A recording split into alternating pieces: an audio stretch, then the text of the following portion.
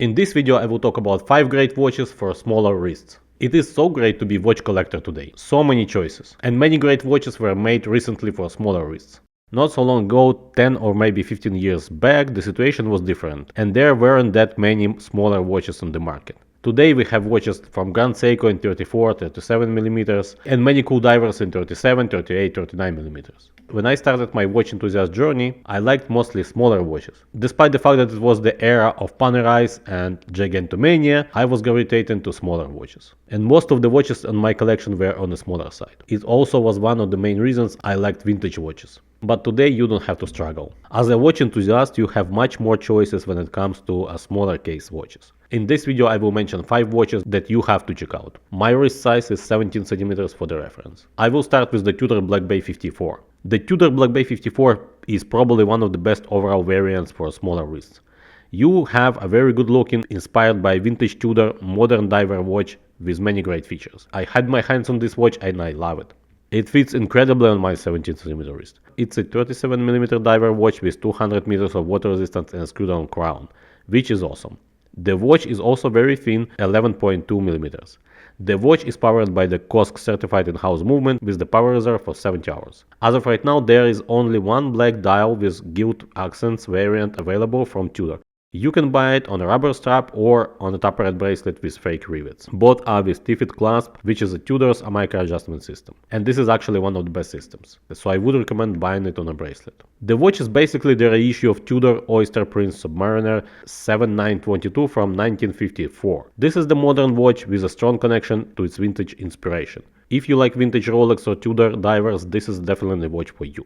I feel like I may add the Black Bay 54 to my collection, or maybe even replace my Black Bay 58 with the Black Bay 54. Not quite sure, because I still love the Black Bay 58 also, and this is a kinda tricky thing. But this watch truly can be your one and only. Next up is the Cartier Tank Must. Pure class, iconic design. You can complain that this is coarse, but for this watch it doesn't really matter in my opinion. If you have a budget and you can stretch to the Cartier Tank Louis, that's even better, but it's also much more expensive.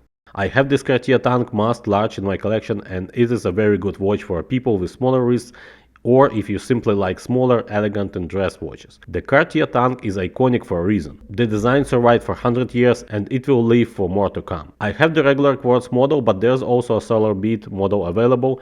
The regular quartz battery should last for about 7 years. If you like this watch, it is a very good idea to buy it, because in the past years Cartier made a few prices increases, so since I bought it, the watch price went up a couple of times. The case is flat with no curves at all. You have a beautiful tempered blue hands. The hands along with the black Roman numerals provide beautiful contrast to the silverish dial. The Cartier Tank Must case size is 33.7mm by 25.5. The thickness is 6.6mm. The watch has a 30 meters of water resistance, but I don't think you will be swimming with this watch.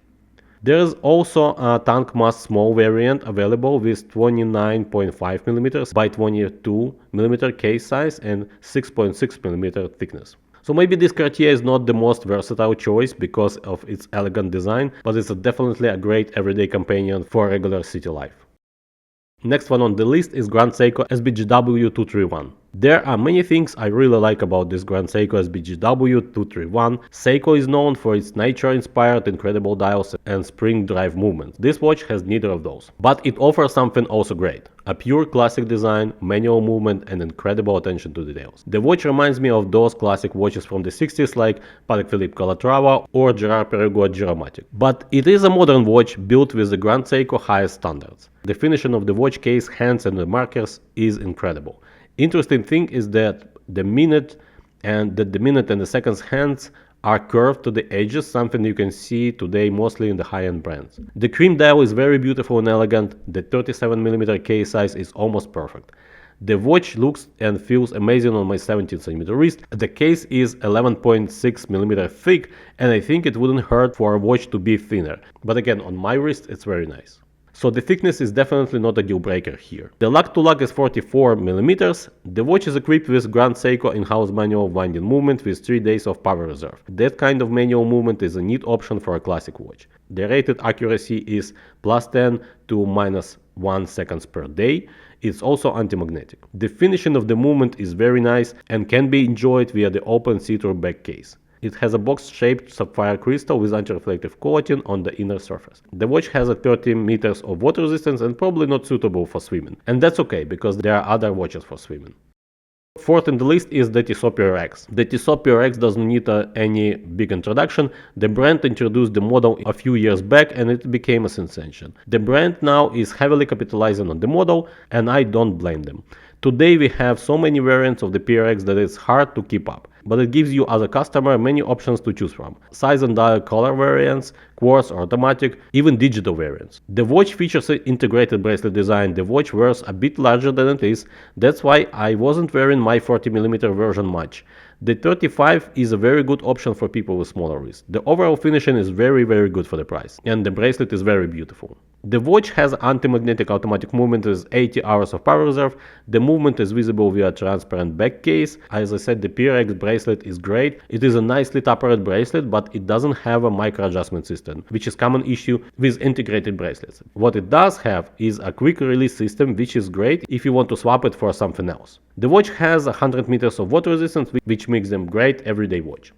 And the last one on the list is the Nomos Club Campus. The Nomos Club Campus is probably one of the best value for the money propositions on the watch market today.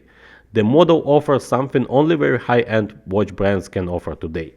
Nomos is a German brand that is located in Glashütte. With Nomos Club Campus you are getting a true in-house movement and a great attention to details. There are many size and color variants, but for smaller wrists I think the 36mm version is perfect. I had this watch for review and I was very much impressed. You have a true in-house manual wind movement, 100 meters of water resistance, superluminous lume. With its 8.2 thickness, the watch is very sleek and comfortable on the wrist. Weirdly long lugs is the only issue I can see with the Nomos Club, and also with the other Nomos watches. I don't really understand why they can't make them shorter. The watch is very elegant, but thanks to its design and specs, it also can be a sporty companion.